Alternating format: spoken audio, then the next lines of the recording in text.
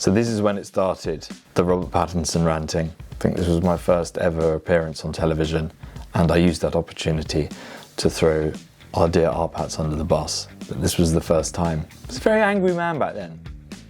Since then I've mellowed. Not just, you know, as a person, but also in terms of Robert. I think he's a great guy. Respect him as an actor and as a man.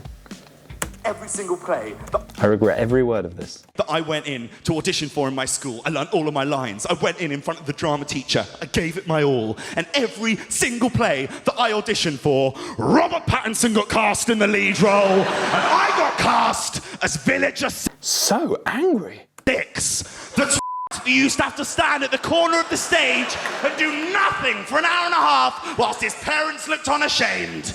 I mean, now I know why it was so awkward for my mum whenever she bumped into Robert's mum in Waitrose. It doesn't sound like I'm joking. Say I didn't throw myself into these roles. When I was playing Villager 6, I would give it my all. The drama teacher would be like, Jack, at the end of the scene, all you have to do, Robert's doing his final speech, is walk very quietly from that side of the stage to this side of the stage.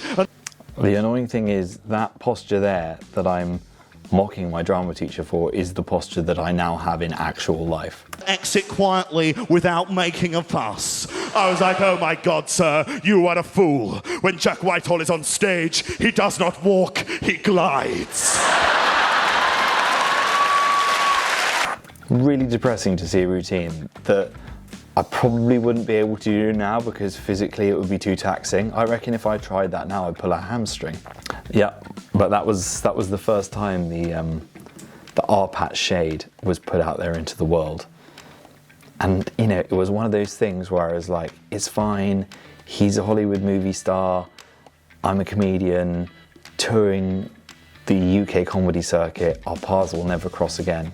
And of late, I have had several situations where I've been in the same room as him and I still can't bring myself to go over and talk to him and apologise because it's just too awkward.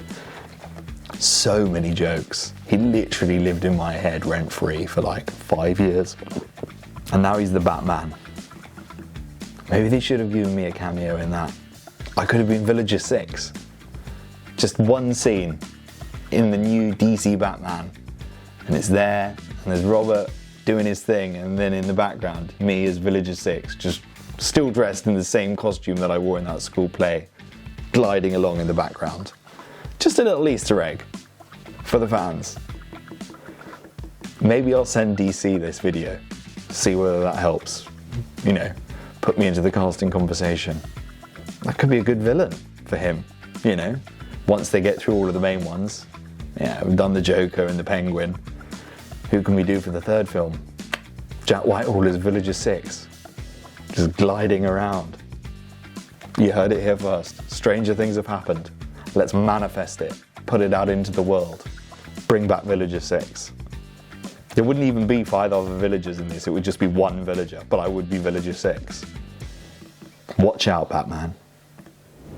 This is my first performance on The Tonight Show with Jimmy Fallon. I remember I was absolutely bricking it. It's very rare for me to get properly nervous about a stand-up performance, but I'd never done comedy on American television before. I'd never, you know, met Jimmy. I'd, you know, thought about being able to do something like this one day, but I remember when it actually came round to it, I was very, very nervous. My bottom was flapping, and I really had to take a little moment before I stepped out in front of the live studio audience for the first time to try and just like calm my nerves a bit.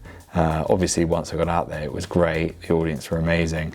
But yeah, this is a performance that when I watch it back, I do remember stood there in the wings, like really getting very worked up about going out. But this was a quote, get ready for it, because it is a humdinger of a quote, all right? I also, when I'm nervous, tend to talk at 100 miles per hour. So I think I had been given like a 5-minute slot on the show and had worked out my material. So it was exactly 5 minutes and only 5 minutes, and was through it all in like 4 minutes because I just rattled through every joke because I was so nervous. I was like, The Lion King is my favourite film. She went, oh, that can't be your favourite film. The Lion King is a kid's film. Oh. Kids film, yes, ooh, indeed. Turned into a panto. Just a kids' film, is it? Yeah, just a kids' film with a consolidated IMDb rating of 8.5. 2 Academy... It's actually gone up since I told this joke. Academy Awards, 2 Golden Globes that's been adapted into... Mainly because I've been voting it up. ...into the most successful Broadway musical of all time, generating a net gross profit of $800 million and counting. Oh, but maybe it's just a kids' film because it doesn't deal with any mature themes, said nobody ever. The Lion King is the greatest anthropomorphic assault... That's the other weird thing about doing these kind of routines to an American audience, is that you forget, like, how whoopy and cheery they are. Like, I'm used to doing routines to an English audience who are, like, great, but they're often a little bit more reserved and they're not as giving sometimes with their applause. In America, they're just desperate to, like, whoop and cheer and applaud. So when you're doing a set like this and you've been told you're only allowed 5 minutes, in my head, I'm like, oh no, I can't let them applaud now because that will take up time, and then I'll have to rush to the next bit, and then, I don't know, I'm gonna get, like, played off by the orchestra or whatever they do at the end of a set. If you run over, I could get cut completely from the show. So all of that's, like, going through my head. So when you hear them begin to applaud, you can see, like, the fear in my eyes going, no, please don't do that yet. You can do it at the end of the joke, but I've still got some stuff to say before you're allowed to start whooping and cheering, which is kind of weird for a comedian, because you would have thought that you'd want people laughing and you'd want them enjoying it as much as possible. But when you're on these shows, you know, high stakes. Assault upon the theme of mortality that Western culture has ever produced. It is so... See, I was trying to do it again. I'm like, no, stop. ...complex that your tiny shriveled ant scrotum of a brain wouldn't dare to fathom it. So no, it is not just a kids' film, it is Shakespeare with fur. Then they're allowed to applaud. You see the vein popping on my forehead. I was, like, very pumped up by this point. I think afterwards I needed to go and have a strong drink and a lie down. There was a lot of adrenaline pumping through me right now. But yeah, that was the first time I'd ever done the show, and I got asked back a couple of times after that, so I'm very thankful for the opportunity that they gave me. It was like my first taste of doing stand-up in America, and it left me wanting more. I love that applause, just in the right places, not too early. And to be fair, the next time I went back and did the Jimmy Fallon show, I literally went with, like, 2 minutes material. And the 2 minutes of material, like, you have to recalibrate it. Like, 2 minutes of UK material is like 5 minutes of American material, because you have to allow for whooping and laughter at places where they just shouldn't be laughing. They're just an easier audience, really. They're more giving. Well, I'm not saying that's a better audience. Sometimes, you know, you need to be made to work for it.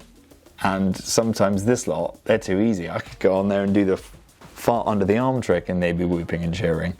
Not as easy to entertain in the UK. Well, in some parts that goes down a treat, but not every night. So yeah, that was a learning experience for me. It also means you burn up far less material, because that's the worst thing about going on TV and doing stand-up, is once you've done it once, that material is dead and buried.